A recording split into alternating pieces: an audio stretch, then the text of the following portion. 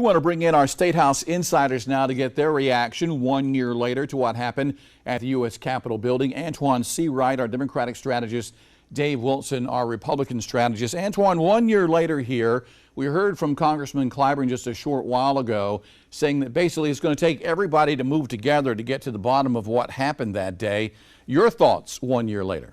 Well, first of all, my thoughts and prayers are with the families who lost loved ones, the police officers who were killed, certainly to the staffers and the elected officials and all those who were in the mix on January 6, 2021. Look, we all know that this was probably one of the saddest, darkest days in the history of this country.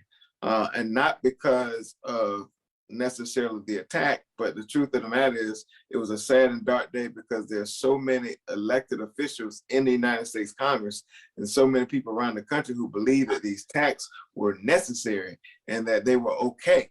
And truth be told, it's a prime example of how easily democracy can slip away from us. And as a Black man who grew up in the rural South, I can just tell you, based on some of the experiences of my ancestors and some of the experiences we've seen at the hands of law enforcement around the country, if those individuals looked like me and did what they did on January 6, 2021, it would be a totally different story. That would have been a bloody January 6, 2021. And so most of us are frustrated and sad, all because of the big lie, because one party did not win.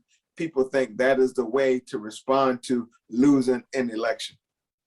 Some people, I would say, would have agreed with that, Antoine. I don't think everybody agrees with that. I think to slap a label on top of all Republicans to turn around and say that that's the way that it's viewed is taking it extreme. I think, we have to look back and we have to realize people did lose their lives that day. We had one protester who was actually shot, and that was part of the job of the Capitol. It was part of the job of the Capitol Police to defend the work that they did. There is no reason for anybody to have gone in the way that it was done. And the guard who ended up shooting the individual did it for the right reason, because the person was pressing into and invading into a particular area. His job was to protect those members. And I agree that nobody should have had bloodshed in there. But the reality is not everybody agrees with the fact that what happened on January 6th should have happened at all. As a matter of fact, when you look at it and you see the comparisons that have been made, we've had comparisons from Vice President Harris, who turned around and compared it to 9/11 or Pearl Harbor, where we were attacked by people outside our country. But those were instances, Antoine, that actually galvanized American unity.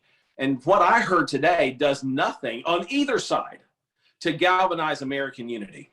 Dave, you and I both know that was an incident of domestic terrorists taking over our Capitol. You cannot call them protesters because they were not protesters. Those were domestic terrorists who created an insurrection on the Capitol, something that had only been done very few times in our history.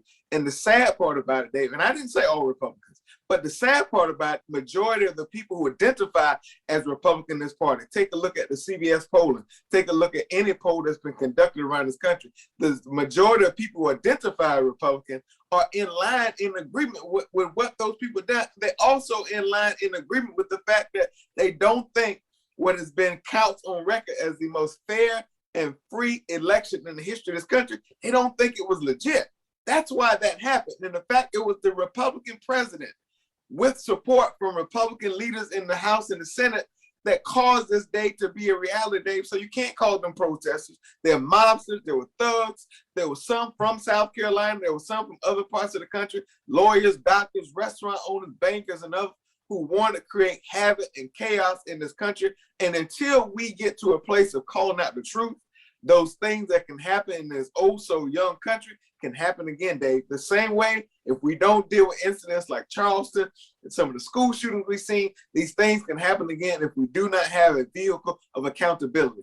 Then I also agree with the fact, Antoine, that there has to be a place where we work at this from a position of national unity, not national divisiveness. And if you listen to what happened on both sides of the aisle today, you heard divisive tones that continue to go on. And that's the part that right now, more than anything else, needs to be set aside, and we actually start working towards creating a united states of America. And I think that's the end point right there, Antoine. Dave, I would love to work with you, my brother. You know how much I love you and how much I respect you. I would love with you.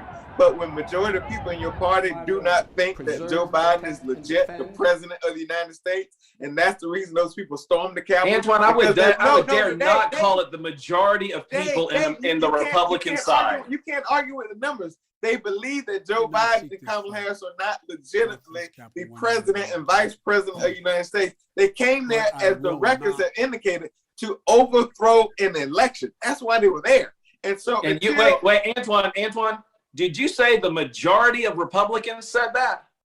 Majority of people who identify as Republican, just look at the poll. Google can be a good resource for you. Look at the polling that has been conducted over the past couple of months around this issue.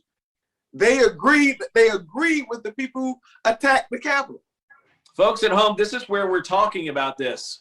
You have to make your voice heard and known on particular issues. Because as it stands right now, I don't agree with you on those poll numbers, Antoine. I mean, we've talked about polling before, and we've said before, the only poll that really matters is the one that happens on Election Day. So you may have a temperature, a barometer of how people feel about a particular issue at a particular point in time. And I think, JR, that's really what we're dealing with right now. All right, Dave and Antoine, we are out of time. I want to wrap things up with you guys. Thank you so very much for your time.